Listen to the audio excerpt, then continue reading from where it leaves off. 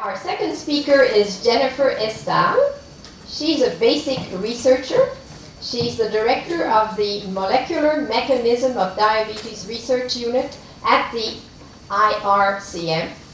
She is an assistant IRCM research professor and assistant professor researcher at the Department of Medicine, Université de Montréal. Dr. Estall obtained her PhD in molecular biology from University of Toronto, then studied a postdoctoral fellowship at Harvard. She received the H.L. Holmes Award from the National Research Council of Canada, and she joined the IRCM in 2011. And you will be talking about what you are doing in your lab. So, Dr. Estall.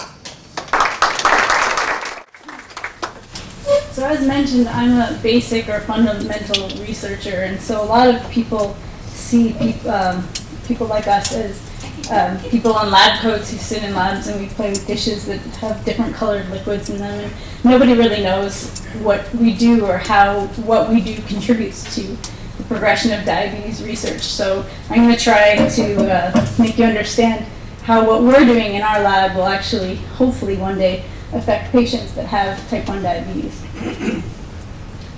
So as basic researchers, we try to understand what's going on inside the body when someone gets type 1 diabetes.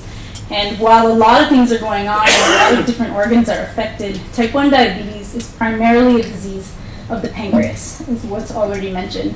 And so the pancreas is an organ that sits right beside the stomach, and it has basically two main functions.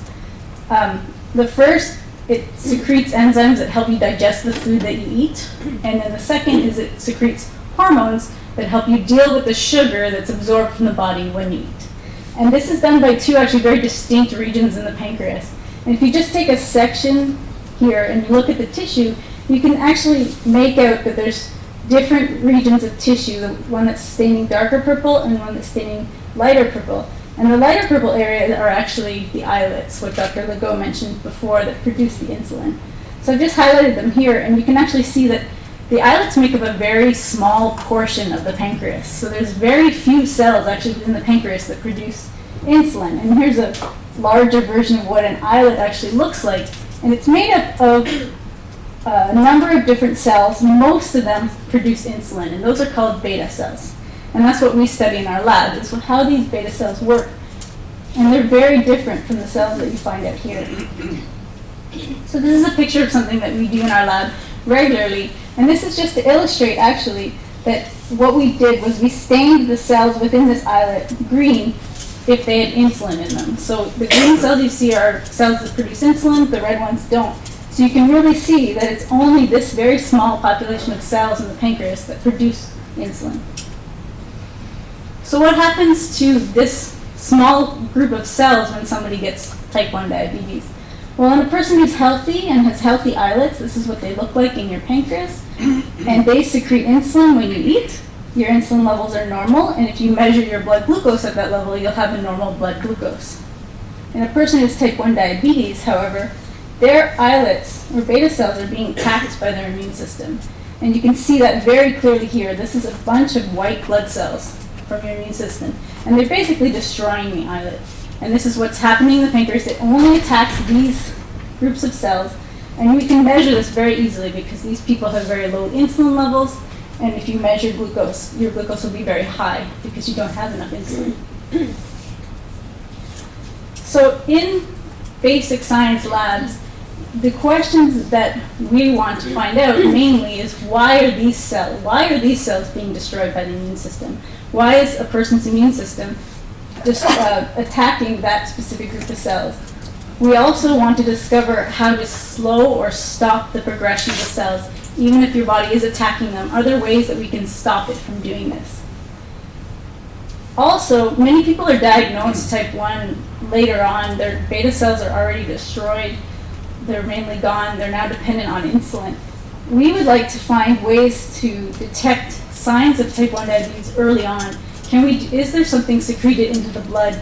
Is there a biological marker that we can find that will allow us to determine whether you're type 1 diabetic earlier, before the damage has occurred, and maybe we could prevent it? And a very big and active area of research in basic science labs is to find new sources of beta cells to replace the ones that are lost. So to try to help the people who are already type 1 diabetic. So I'm just going to focus mainly on that area actually, because that's where the majority of basic science research labs focus on. And you can break this down into 3 different kind of questions or areas that people look at. One is finding ways to help these cells survive. So even though the immune system is attacking, can we make them stronger? Finding ways to replace these beta cells that have already been lost, as well as possibly making the existing, so you always have a little bit of beta cells left in a type 1 diabetic. There's usually some left over. Can we make those ones that are left over regrow and repopulate the pancreas and possibly reverse the type 1 diabetes? So just focusing on the first area, looking at beta cell survival, there are many different ways people are approaching this question, and I've really just summarized this very quickly here. But ways that we're looking at is, can we strengthen the beta cells that are left over, or can we prevent the ones that you have from dying? And you can do this either by screening new drugs to help increase the survival of the beta cells.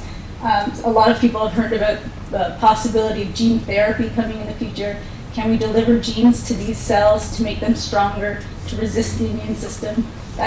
There's a lot of active research in this area. So that's focusing on looking at the beta cell itself, but can we also take the alternative approach? Can we stop the immune system from destroying our beta cells? So there are people who are looking at possibly developing something that's like vaccine-like, so we can stop the immune system from attacking them, or kind of way in the future, but people are looking at it now, the development of nanoparticles. So these are very small particles that you can inject into someone, and they would target a certain part of the immune system and stop it from destroying your beta cell. So another avenue that people are going on, other than increasing the survival of the beta cells, is can we replace the ones that are lost? And Dr. Legault alluded to the transplant protocol that's already in place, where you take human donors. Unfortunately for that protocol, you need 2 human donors for 1 type 1 diabetic. So it's very rare, not many people have access to this treatment, and as he already said, it hasn't been shown to be very long lasting. So what basic scientists have been trying to find is, can we get new sources of these beta cells that we don't have to rely on human donors? So there's 3 different, or multiple different ways, but 3 different ways we're looking at is trying to find alternative donors. So not using humans, possibly using animals, or other donors that we would have greater access to. We can also right now actually grow beta cells in cell culture in a lab, in an incubator. So we are looking for ways where we can expand these and we can grow them for long periods of time and grow a lot of them, so we can replace them back into someone, and they would then act like their own beta cells and produce insulin. And another area which some of you might have heard of is stem cell technology. And stem cells are really cool because they have 2 properties. One is that you can turn stem cells into a number of different tissues. So you can turn them into islets, blood cells, heart cells, or neurons. So they're pluripotent, they're called. They can turn into many things. And so what we would strive to be able to do is to turn these stem cells into islets. You would take these stem cells from your own body, so you don't have to worry about rejecting them. They're your own cells. Turn them into islets and put them back. The other cool property about stem cells is that they self-renew. So they are a renewable resource of cells that you can continually grow for long periods of time in a dish. So if you ever needed more, you could come back and get them. And the last area that we're focusing on is ways to regenerate the existing population. And as I already mentioned, most type 1 diabetics still have a small reserve of islets left in their pancreas, even at later stages of disease. It's just that that's not enough to produce enough insulin to keep the blood sugar down. But if we could find ways to stimulate what's left in the pancreas to grow, and I've just illustrated this here, you can see the small islet here and drugs that were given to make it expand in size. we might be able to repopulate the pancreas with functional beta cells that are your own. You don't have to worry about transplant from something else. That would then lower your blood sugar and respond to your own glucose levels. An alternative to this would be someday we might be able to take some cells out of you, grow them in a dish and expand them, just grow more of them, and then put them back. So that's another very active area of research right now, is to be able to have the renewable source of your own cells. So you don't have to worry about rejection or anti-rejection therapy, all the drugs involved with that.